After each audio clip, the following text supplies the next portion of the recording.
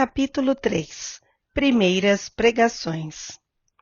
Nos primeiros dias do ano 30, antes de suas gloriosas manifestações, avistou-se Jesus com o Batista, no deserto triste da Judeia, não muito longe das areias ardentes da Arábia.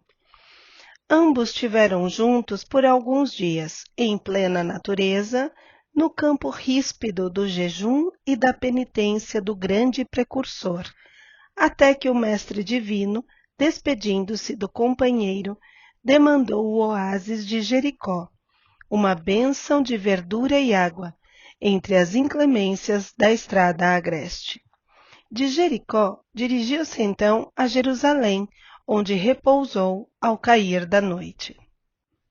Sentado como um peregrino, nas adjacências do templo, Jesus foi notado por um grupo de sacerdotes e pensadores ociosos, que se sentiram atraídos pelos seus traços de formosa originalidade e pelo seu olhar lúcido e profundo. Alguns deles se afastaram, sem maior interesse, mas Hanã, que seria mais tarde o juiz inclemente de sua causa, aproximou-se do desconhecido e dirigiu-se-lhe com orgulho. Galileu, que fazes na cidade?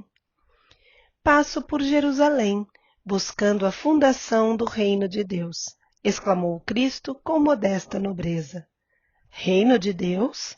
Tornou o sacerdote com acentuada ironia. E que pensas tu venha a ser isso? Esse reino é a obra divina no coração dos homens, esclareceu Jesus com grande serenidade.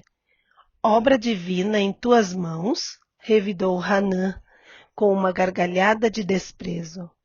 E, continuando as suas observações irônicas, perguntou: com que contas para levar avante esta difícil empresa?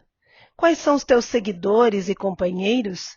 Acaso terá conquistado o apoio de algum príncipe desconhecido e ilustre para auxiliar-te na execução dos teus planos?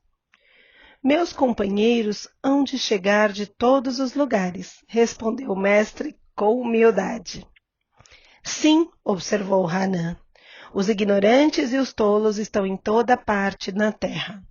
Certamente que esse representará o material de tua edificação. Entretanto, propões-te a realizar uma obra divina e já viste alguma estátua perfeita modelada em fragmentos de lama?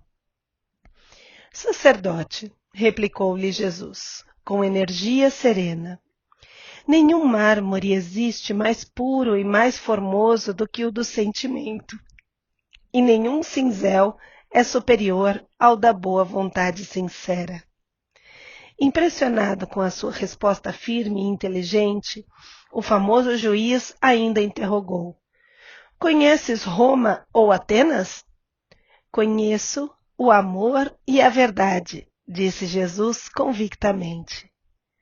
Tens ciência dos códigos da corte provincial e das leis do templo? Inquiriu Hanã, inquieto. Sei qual é a vontade de meu Pai, que está nos céus, respondeu o mestre brandamente. O sacerdote o contemplou irritado e, dirigindo-lhe um sorriso de profundo desprezo, demandou a Torre Antônia, em atitude de orgulhosa superioridade. No dia seguinte, pela manhã, o mesmo formoso peregrino foi ainda visto a contemplar as maravilhas do santuário, antes alguns minutos de internar-se pelas estradas banhadas de sol a caminho de sua Galileia distante.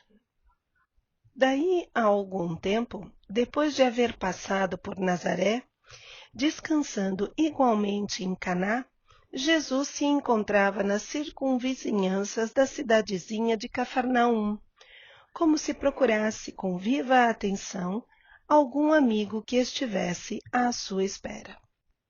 Em breves instantes, ganhou as margens do Tiberíades e se dirigiu resolutamente a um grupo alegre de pescadores, como se de antemão os conhecesse a todos. A manhã era bela, no seu manto diáfano de radiosas neblinas. As águas transparentes vinham a beijar os eloendros. Nota do editor. Espécie de planta, Nerium oleander, também conhecida como espirradeira ou loendro. Da praia, como se brincassem ao sopro das virações perfumadas da natureza. Os pescadores entoavam uma cantiga rude e, dispondo inteligentemente de barcaças móveis, deitavam as redes em meio à profunda alegria. Jesus aproximou-se do grupo e, assim que 2 deles desembarcaram em terra, falou-lhes com amizade. Simão e André, filhos de Jonas, venho da parte de Deus e vos convido a trabalhar pela instituição de seu reino na terra. André lembrou-se de já o ter visto nas cercanias de Betsaida e do que lhe haviam dito a seu respeito, enquanto Simão, embora agradavelmente surpreendido, o contemplava enleado. Nota do editor. Perplexo, atônito. No entanto, quase a um só tempo, dando expansão aos seus temperamentos acolhedores e sinceros, exclamaram respeitosamente: Sede bem-vindo.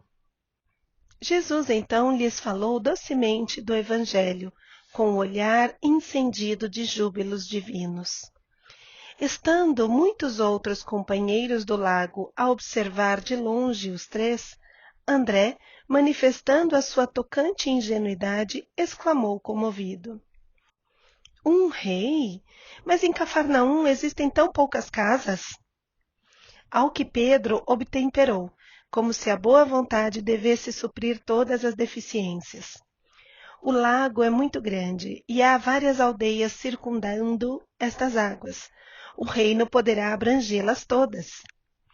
Isso dizendo, fixou em Jesus o olhar perquiridor, como se for uma grande criança meiga e sincera, desejosa de demonstrar compreensão e bondade.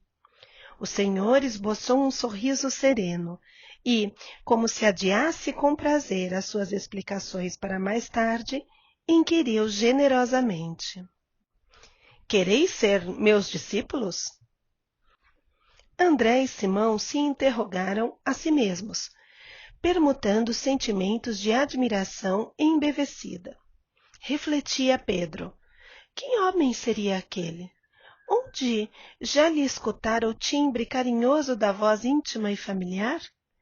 Ambos os pescadores se esforçavam por dilatar o domínio de suas lembranças, de modo a encontrá-lo nas recordações mais queridas.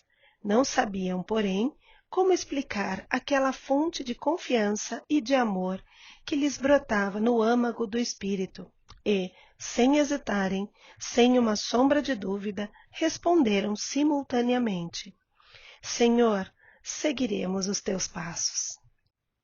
Jesus os abraçou com imensa ternura, e como os demais companheiros se mostrassem admirados e trocassem entre si ditérios ridicularizadores, o mestre, acompanhado de ambos e de grande grupo de curiosos, se encaminhou para o centro de Cafarnaum, na qual se erguia a intendência de Antipas. Entrou calmamente na coletoria e, avistando o funcionário culto, conhecido publicano da cidade, perguntou-lhe: Que fazes tu, Levi? O interpelado fixou-o com surpresa, mas, seduzido pelo suave magnetismo de seu olhar, respondeu sem demora: Recolho os impostos do povo, devidos a Herodes. Queres vir comigo para recolher os bens do céu? Perguntou-lhe Jesus com firmeza e doçura. Levi, que seria mais tarde o apóstolo Mateus, sem que pudesse definir as santas emoções que lhe dominaram a alma, atendeu comovido: Senhor, estou pronto. Então vamos, disse Jesus, abraçando-o. Em seguida, o numeroso grupo se dirigiu para a casa de Simão Pedro, que oferecera ao Messias acolhida sincera em sua residência humilde, onde o Cristo fez a primeira exposição de sua consoladora doutrina, esclarecendo que a adesão desejada era a do coração sincero e puro, para sempre, às claridades do seu reino. Iniciou-se naquele instante a eterna união dos inseparáveis companheiros. Na tarde desse mesmo dia, o mestre fez a primeira pregação da Boa Nova na Praça Ampla, cercada de verdura e situada naturalmente junto às águas. No céu, vibravam harmonias vespertinas, como se a tarde possuísse também uma alma sensível. As árvores vizinhas acenavam os ramos verdes ao vento do crepúsculo, como mãos da natureza que convidassem os homens à celebração daquele primeiro ágape. Nota do editor. Refeição que os primeiros cristãos faziam em comum. As aves ariscas pousavam de leve nas alcaparreiras. Nota do editor. Arbusto espinhoso mediterrâneo, cujos botões florais são usados como condimento, em conserva. Família das caparidáceas, o mesmo que a alcaparra. Mais próximas, como se também desejassem senti-lo. E na praia extensa se acotovelava a grande multidão de pescadores rústicos, de mulheres aflitas por continuadas flagelações, de crianças sujas e abandonadas, misturados publicanos pecadores com homens analfabetos e simples, que haviam acorrido, ansiosos por ouvi-lo. Jesus contemplou a multidão e enviou-lhe um sorriso de satisfação. Contrariamente às ironias de Renan, ele aproveitaria o sentimento como mármore precioso e a boa vontade como um cinzel divino. Os ignorantes do mundo, os fracos, os sofredores, os desalentados, os doentes e os pecadores seriam em suas mãos o material de base para a sua construção eterna e sublime. Converteria toda a miséria e toda a dor num cântico de alegria e, tomado pelas inspirações sagradas de Deus, começou a falar da maravilhosa beleza do seu reino. Magnetizado pelo seu amor, o povo o escutava num grande transporte de ventura. No céu havia uma vibração de claridade desconhecida. Ao longe, no firmamento de Cafarnaum, o horizonte se tornara um deslumbramento de luz, e bem no alto, na cúpula dourada e silenciosa, as nuvens delicadas e alvas tomavam a forma suave das flores e dos arcanjos do paraíso.